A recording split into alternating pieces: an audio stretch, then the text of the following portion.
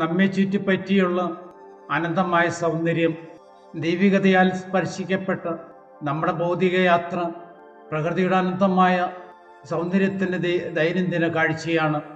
മനുഷ്യൻ ദൈവികവും തമ്മിലുള്ള വിടവ് നികത്തുന്ന ജീവികളെന്ന നിലയിൽ പ്രകൃതി ലോകത്തിൽ ദൈവസ്നേഹം പ്രകടമാക്കുന്നതിന് സാക്ഷ്യം വഹിക്കുവാനുള്ള ഭാഗ്യം നമുക്കുണ്ട്.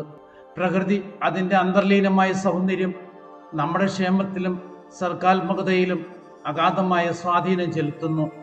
കുട്ടികളെന്ന നിലയിൽ പ്രകൃതിയുടെ അത്ഭുതങ്ങൾ ഭാവനകളെ ജ്വലിപ്പിക്കുന്ന അതിഗംഭീരങ്ങളിലേക്കാണ് സ്വാഭാവികമായും ആകർഷിക്കപ്പെടുന്നത്.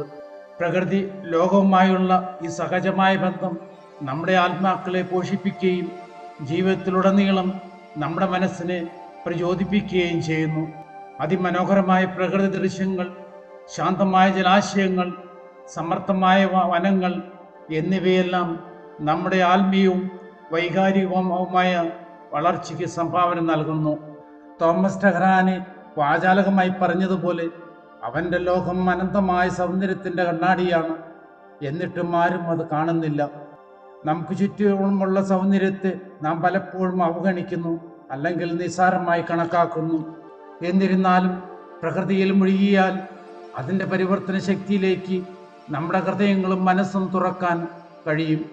ആകാശത്തിൻ്റെ പ്രസന്നമായ നിറങ്ങൾ, ഇളം കുളിർക്കാറ്റ്, പ്രകൃതിയുടെ ശബ്ദങ്ങൾ എന്നിവ ശാന്തവും സമാധാനപരവുമായ അന്തരീക്ഷം സൃഷ്ടിക്കുന്നു.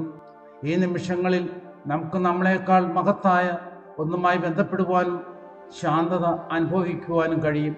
പ്രകൃതിയുടെ ബാഹ്യവും ആന്തരികവുമായ സൗന്ദര്യത്തിന് നമ്മുടെ ആത്മാവിനെ ഉയർത്തുവാനും കൂടുതൽ അർത്ഥവത്തായ ജീവിതം നയിക്കുവാൻ നമ്മെ പ്രചോദിപ്പിക്കുവാനുള്ള കഴിവുണ്ട്.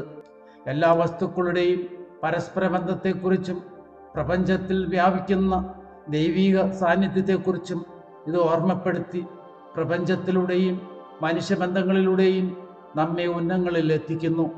ഈ വീഡിയോ ശ്രദ്ധിച്ചതിനും പിന്തുണയ്ക്കുന്നതിനും നന്ദി.